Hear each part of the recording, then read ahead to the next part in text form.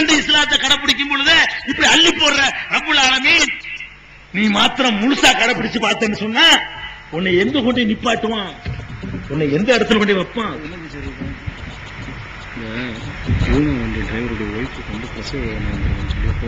சரி, ஊனா வண்டி, ஊனா வண்டின்னா அப்படி வண்டி இருக்கும். ஊனா வண்டியுடைய டிரைவர் மேடைக்கு உடனே வரணும். அவருடைய மனைவிக்கு பிரசவ வேதனை இருக்கிறதுனால் அவரை உடனே வர சொல்றாங்க, தகவல் தருவாங்க. அப்ப நம்ம விளங்கணும். எதுக்கு சொல்றேன், இதுல வரதட்சணைக்கு அப்பாற்பட்டு நினைக்க கூடாது. உங்களுக்கு வரதட்சணை வாங்குறதுக்கு முக்கியமான காரணம் காசு மேல உள்ள ஆசை. எப்படி வந்தாலும் சரின்னு நினைக்கக்கூடிய நினைப்பு, தோத்து போயிருவீங்க. அல்லாட்ட போட்டி போட்டா தோத்து போயிருவீங்க. அல்லாஹ் மேல நம்பிக்கை வச்சு வாங்க மாட்டேன்னு சபலம் எடுத்து பார்த்தால் நிச்சயமாக வரதட்சணை வாங்குற எண்ணமே நமக்கு வராது. இது ஒரு பக்கம். வரதட்சணையால் ஏற்பட்ட கொடுமையை பார்த்தோம். இன்னொரு பக்கம் பாருங்க, ஒரு காரியத்தை செய்யறதா இருந்தா அதுக்குன்னு சில நியாயங்கள் இருக்கணும். வரதட்சணையால் இவ்வளவு பயங்கர விளைவு ஏற்படுது. சரி, இவ்வளவுதான் நினைக்காதீங்க. ரெண்டு பேரும் கல்யாணம் பண்றாங்க. ஒரு ஆணுக்கும் பெண்ணுக்கும் கல்யாணம். இந்த கல்யாணம் பண்ணும் பொழுது ரெண்டு பேரும் சந்தோஷமா இருக்க போறாங்க. இவரும் கல்யாணம் பண்ணி பெரிய கவலைப்பட போறது இல்ல, அதுதான் அழைகிறாரு. இவர் சந்தோஷமா தான் இருப்பாரு, அந்த பொண்ணு சந்தோஷமா தான் இருக்க போகுது. ரெண்டு பேர் மகிழ்ச்சியா இருப்பதற்காக வேண்டி யார் அதிகமாக தியாகம் செய்வது?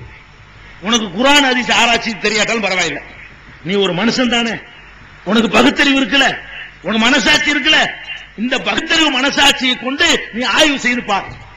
நம்ம ஒரு பெண்ணிடத்தில் போய் கேட்கிறதுக்கு எந்த வகையிலேயாவது ஒரே ஒரு நியாயமாவது இருக்குதா? குடிகாரன்ட்ட இருக்கிற நியாயம் கூட வரதட்சணை வாங்குறவன்ட்ட இல்ல. ஒரு குடிகாரன்ட்ட கேளுங்க, ஏன்டா குடிக்கிற, அவன் ஒரு நியாயம் சொல்லுவான். குடிச்சா வேதனையெல்லாம் மறக்கலாம்ல, அதுக்கு தான். குடிச்சா உடம்புலாம் வலிக்காதுல, அதுக்கு தான். மாடு மாதிரி வேலை செஞ்சு வர்றோம், குடிச்சிட்டு படுத்தா காலையில் ஜில்லு எந்திரிப்போம், கலகலப்பா எந்திரிப்போம்ல, அப்படியாச்சும் சொல்றானே. நீ வரதட்சணை வாங்குறதுக்கு எனக்கு ஒரு நியாயம் இப்படி சொல்லு பாப்போம். இந்த மாதிரி ஒரு நியாயம், ஏன்டா வரதட்சணை வாங்குற சொல்லுங்க பாப்போம். ஒரு நியாயம் இல்ல, வாங்க கூடாது என்பதற்கு 1000 நியாயங்களை நான் சொல்ல முடியும். இன்னும் ஆயிரக்கணக்கான நியாயங்கள் இன்னும் எத்தனை பேருக்கு தெரியும். அப்ப வாங்க கூடாது என்பதற்கு ஏராளமான நியாயங்கள் இருக்கு. அந்த நியாயங்களை எடை போட்டு உன் மனசாட்சியில தீர்ப்பு கேட்டா நீ கொடுக்கணுமே தவிர பெண்ணிடத்துல வாங்க மாட்ட, வாங்க கூடாது, வாங்க நினைச்சு கூட பார்க்க மாட்டேன். அது என்னன்னு பார்ப்போமா? கல்யாணம் பண்றீங்க, கல்யாணம் பண்ணும் பொழுது இந்த சமூக அமைப்புல மாப்பிள்ளைக்கும் பொண்ணுக்கும் 5 வயசாச்சு வித்தியாசம் இருக்கும், குறைஞ்சது. இவனுக்கு 25ன்னா அவளுக்கு 20 இருக்கும், அல்லது 18 இருக்கும், அல்லது 15 கூட இருக்கும். என்னமோ சாரதா சட்டம் என்ன எவ்வளவு சட்டம் போட்டாலும் ஆனா எவன் கடைபிடிக்கிறான்? எல்லாம் 15 பேரால் நடந்துட்டு தான் உலகம் போல நடக்குது. வழங்குதா? நடைமுறை சாத்தியம் இல்லாத சட்டத்தை போட்டா ஃபெயிலியர் ஆயிரும், யாரால ஒண்ணும் செய்ய முடியாது. வழங்குதா? தேவை வந்து கல்யாணம் பண்ணி வச்சிட வேண்டியதான். அப்ப என்ன சரி கல்யாணம் நடந்துகிட்டு இருக்கு. அப்ப ஆணுக்கு பெண்ணுக்கு மத்தியில வயசு வித்தியாசம் பாத்தீங்கன்னா இவன் முதிர்ச்சி அடைஞ்சிருக்கான், ஒரு 10 வருஷம் அட்வான்ஸா நிக்கிறான். அவன் இவனை விட 10 வருஷம் 8 வருஷம் பின்தங்கி நிக்கிறான். சின்ன பிள்ளை இவன் பெரிய ஆள். இந்த நிலையில கல்யாண பேச்சு எடுத்து முடிச்ச உடனே இவன் மாப்பிளக்காரன், அவன் அம்மாவோட இருக்க போறான், அவன் அத்தாவோட இருப்பான், அவன் வீட்லயே இருப்பான், அவன் அக்கா தங்கச்சியோட இருப்பான். ஒரு பெண்ணை பொறுத்த வரைக்கும் இந்த கல்யாணத்துக்காக வேண்டி இவனுக்கு சுகம் தருவதற்காக வேண்டி அவன் என்ன செய்யறான்? பெரிய தியாகத்தில் ஆரம்பமாவதுங்க. அவளுடைய வீட்டில் இருக்க முடியாது. கல்யாணம் பண்ண பிறகு சொந்த வீட்டை விட்டு புறப்படுறா. அத்தா விட்டுட்டு, இவ்வளவு கஷ்டப்பட்டு பாசத்தை கொட்டி வளர்த்தாள் அம்மா, அவளை விட்டுட்டு, கூட பிறந்த சகோதரரை விட்டுட்டு, சொந்த பந்தங்களை விட்டுட்டு, தெருவில் உள்ள தோழிமார்களை விட்டுட்டு, தெருவை விட்டுவிட்டு, வெளியூர் சம்பந்தம் பண்ணா ஊரை விட்டுவிட்டு, வெளிநாட்டு சம்பந்தம் பண்ணா நாட்டையும் விட்டுவிட்டு இவன் வீட்டுக்கு போறாள. 2 பேரும் சந்தோஷமா இருக்க போறோம். நம்மளை விட வயசுல குறைஞ்சவளுக்கு தாய் அன்பு ரொம்ப தேவை. நமக்கு தாயை பிரிய முடியல, அவ பிரிகிறா. நமக்கு தந்தையை பிரிய முடியல, அவ பிரிகிறா. நமக்கு அக்கா தங்கச்சியோட இருக்கணும், அவ விட்டுட்டு வர்றா. நம்ம நண்பர்களை பிரியறது இல்ல, அவ பிரிகிறா. நம்ம சொந்த ஊரை விட்டு போறது இல்ல, அவ போறா. அப்ப எல்லாத்தையும் விட்டுட்டு நம்மளோட வயசுல குறைஞ்சவ, நம்மளை விட அதுல அதிகமாக தேவை உள்ளவள் என்ன பண்றான்னு கேட்டா, எல்லாத்தையும் தியாகம் பண்ணிட்டு தெரியாத ஊருக்கு, தெரியாத வீட்டுக்கு, அறிமுகம் இல்லாதவர்கள் வாழக்கூடிய பகுதிக்கு அவ வர்றால. ஒரு ஆண் மகனுக்கு மனசாட்சி இருந்தா நினைச்சு பார்க்கணும். நம்மளும் சந்தோஷமா இருக்க போறோம், அவளும் சந்தோஷமா இருக்க போறா. நம்ம ஒண்ணுமே பண்ணல, நம்ம சந்தோஷத்தை எதையும் இழக்கவே இல்லை. நம்ம தாயை இழக்கல, நம்ம தகப்பனை இழக்கல, நம்ம வீடு வாசலை இழக்கல, நம்ம சொந்தங்களை இழக்கல, நம்ம நட்பை இழக்கல, நம்ம ஒன்றையுமே இழக்கல. இழக்கிறது அவ. அப்ப யார் இழந்து விட்டு வருகிறாளோ அவளுக்கு தான் நம்ம கொடுக்கணும். நம்ம ஒன்றையுமே இழக்காம இருக்கிறோமே, நம்ம கேட்கறதுக்கு தகுதி இல்ல. உனக்கு புரியலையா?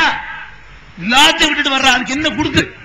உனக்கு சுதந்திரத்துக்காக வேண்டி தாயெல்லாம் அதுக்கு 2ஆம் பட்சமா தூக்கி போட்டு வர்றாலும் கூட இப்ப நீ எவ்வளவு நீ கொடுக்கணுமா நீ வாங்கணுமா நினைத்து பாரு, சிந்தித்து பாரு. அது மாத்திரம் இல்ல, அவருடைய சொந்த வீட்டுல இருக்கும் பொழுது அவளை எப்படி கவனிச்சிருப்பாங்க நினைச்சு பாருங்க. ஒரு தலைவலின்னு பார்த்தா விட்டுருப்பாங்களா? ஒரு காய்ச்சல் வர முடியுமா? படுத்துக்கம்மா நான் பாக்குறேன், எல்லாத்தையும் அந்த அம்மா காரை இழுத்து போட்டு செய்வா. நினைச்சதை திங்கலாம், நினைச்ச நேரத்தில் திங்கலாம், நினைக்கும் போது படுக்கலாம், நினைக்கும் போது ஊர்வலாய் பேசுற பக்கத்து வீட்டுல உட்கார்ந்து இருக்கலாம், எல்லாம் பண்ணலாம்ல. எவ்வளவு சுதந்திரம்! இங்க வந்தா நினைச்சு படுப்ப, உசுறு போகும், தலைவலி, படுக்க முடியாது. ஒரே ஒரு நான் படுப்பா, மாமியார் வந்துருவா, இதே வேலையை போச்சு இவளுக்கு, எப்ப பார்த்தாலும் படுத்து கிடக்குறா. ஒண்ணு போதும், அதை தாங்கிட்டு வந்துருவாங்க. பாவிகளா, இவ்வளவு பெரிய தியாகம் செய்யறால. ஊடு மாறுது, உணவு மாறுது, நினைச்சு போது திங்க முடியுமா? பசி கொள்ளும். இவன் ஊர்படாய் பேசி 4 மணிக்கு தான் வீட்டுக்கு வருவான், உட்காந்துட்டே இருப்பான். இவனுக்கு பசிக்காதுங்க, இவன் தான் இடையில போண்டா திம்பான், வடை திம்பான், அம்மத்துல டீ குடிப்பான், அவங்க பெப்சி வாங்கி அடிப்பான், அவங்க வீட்டுல உட்காந்துட்டு இருப்பான். அப்படி ஒரு ஜீவன் இருக்கா நினைச்சு கூட பார்க்க மாட்டான். தாங்கிட்டு இருக்கிறான், வரட்டும் புருஷன் வரட்டும். அவளுக்கு பசிச்சா கூட திங்க நினைச்சா கூட இந்த மாமியார் கழுக்கெல்லாம் விடாது. புருஷனுக்கும் தள்ளி கொடுத்தீங்கிற என்ன, நீ ஒரு பொம்பளை, நீ குடும்பம் நடத்துறவளான்னு கேட்பா. இவனுக்கு பயந்துகிட்டு ஒண்ணு பசிதாங்கன்னு, 2வது இவனுக்கு பயப்படணுமே, அடக்கிக்கிட்டு நினைச்ச நேரத்தில் அள்ளி போட்டு திண்டவ திங்கிறது தியாகம் பண்ண வேண்டியிருக்கு. அந்த திங்கிறதையும் பாருங்க. இந்த ஆம்பளை இருக்கான பாருங்க, பொம்புளைய பத்தி ஒரு உசுருள்ள ஜீவனாவே நினைக்கிறது இல்லைங்க. சாப்பாடு கொடுக்கறதுல சில ஊர்கள் இருக்கு, ஆம்பளை சாப்பிட்டு மிச்சத்தை தான் திங்கணும், பாதியை பரட்டி வச்சுட்டு போயிருவான், அதை திங்கணும் ஆக்கி வச்சிருக்காங்க.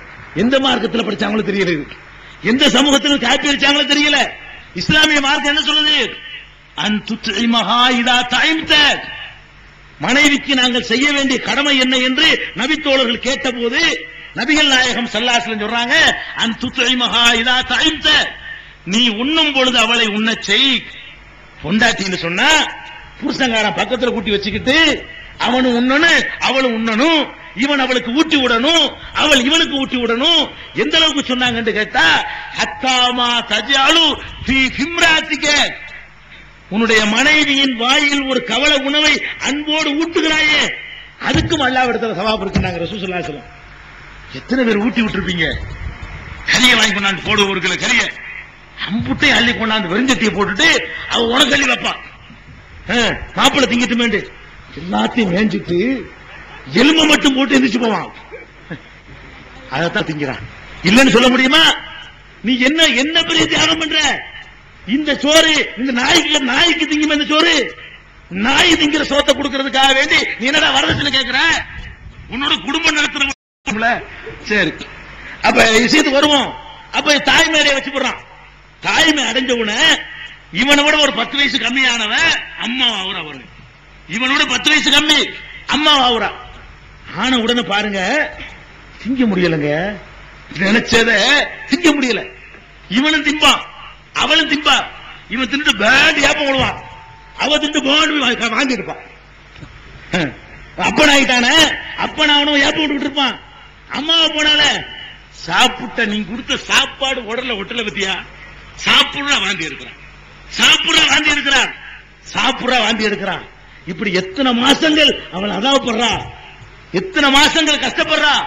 ஆசையா ஒண்ணு வாங்கி திம்பா, அவ்வளவுதான். உள்ளுக்கு கூட இறங்கி இருக்காதுங்க. போய்கிட்டு வந்துகிட்டு இருக்கு, ஒரு ரூட்ல பிரயாணம் பண்ணிக்கிட்டு இருக்கும்போது வெளியே ஓடியாந்துரும். அப்ப அந்த மாதிரியான ஒரு கஷ்டத்தை அனுபவிக்கிறால நினைச்சு பார்க்கணும். நம்ம பாட்டுக்கு மேயிறோம், அதுக்கு ஒரு பாதிப்பு. 2 பேரும் குடும்பத்தில் ஈடுபட்டோம், குடும்பத்தில் ஈடுபட்டதுக்காக வேண்டி நமக்கு ஒரு பாதிப்பு வரல. நம்மளோட கொஞ்ச நேரம் சந்தோஷமா இருந்ததுக்காக வேண்டி இப்படியா இவ்வளவு கஷ்டமா? திங்க ஒரு நாள் நான் கேட்கிறேன், ஒரே ஒரு நாள் நீ சாப்பிட்டு வாந்தி எடுத்தா பாருங்க, இவ்வளவு பலவீனமானவன் நிக்கிறாளுங்க. சரியா? அங்க அல்லாஹ் இருக்கான்னு காட்டுறான். அல்லாஹ் அக்பர். அல்லாஹ் இல்ல அல்லாஹ் இல்லன்னு சொல்றாங்க மூடர்கள். அல்லாஹ் இருக்கிறாங்க இந்த பொம்பளை படப்பு ஆதாரம்.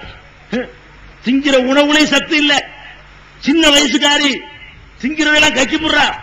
அதுக்கு இடையில அந்த குழந்தையை வளர்க்கறதுக்கு உண்மையாமலே அங்க இருந்து வருதுங்க. அல்லாட்ட இருந்து மறைமுகமா அல்லாட்ட இருந்து என்னத்தை கொடுக்குறான்னு தெரியல.